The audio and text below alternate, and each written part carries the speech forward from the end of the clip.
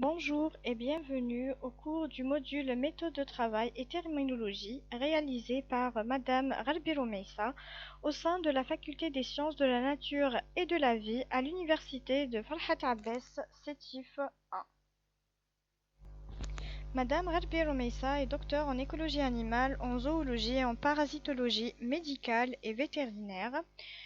J'ai été formée et recrutée à la Faculté des sciences de la nature et de la vie de Sétif et actuellement j'occupe le poste de maître assistant classe B au sein du département des études de base et donc vous pouvez me contacter sur mon adresse mail qui s'affiche sur cette vidéo.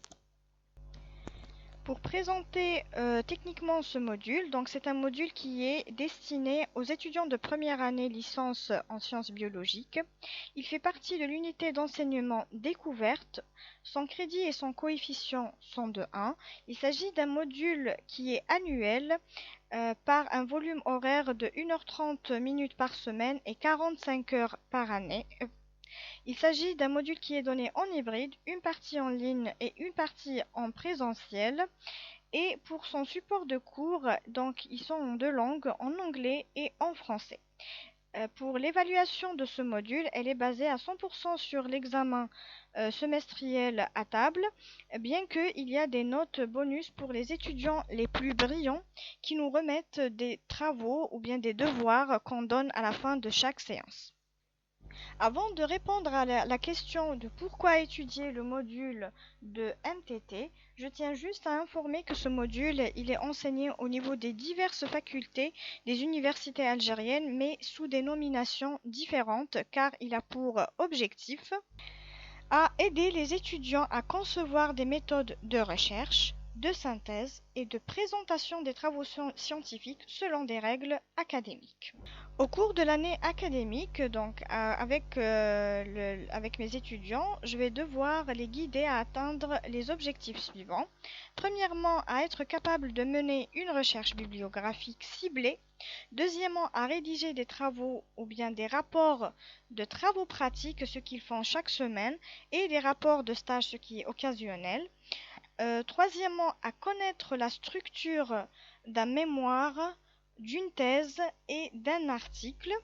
Mais enfin, on va faire donc comme une pause, on va acquérir des notions basiques de terminologie qui sont en relation avec les sciences biologiques, médicales et agricoles qui va leur servir non seulement pour ce module, mais aussi pour les autres modules qu'ils étudient au sein de la faculté. En seconde partie de ce module, donc les étudiants vont devoir avoir la capacité d'analyse d'un article, d'un mémoire et ou d'une thèse qu'ils vont devoir télécharger et cela en appliquant des techniques de lecture différentes à partir de l'écrémage, le scan, la lecture intensive et extensive. Afin de s'assurer de la crédibilité des travaux et de que eux-mêmes ils vont apprendre à crédibiliser leurs travaux, ils vont devoir apprendre aussi à rédiger et structurer les références bibliographiques au sein du texte et au sein des listes bibliographiques.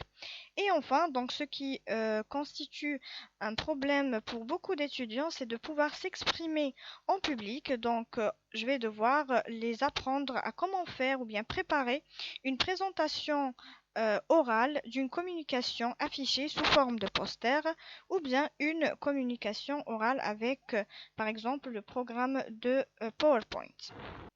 Pour pouvoir apprendre plus facilement ce module est bien avancé, donc les étudiants sont appelés à avoir des prérequis comme par exemple savoir introduire une recherche dans un moteur de recherche, savoir différencier entre un moteur de recherche et les réseaux sociaux, aussi être capable de maîtriser quelques bases dans les programmes du logiciel Microsoft Office, ceux qui sont les plus simples tels que le Word, l'Excel et le PowerPoint, qu'ils sachent comment feuilleter un livre ou bien un dictionnaire et d'avoir un bagage linguistique minimal, surtout qu'ils ont fait des études en tronc commun scientifique même au niveau des lycées.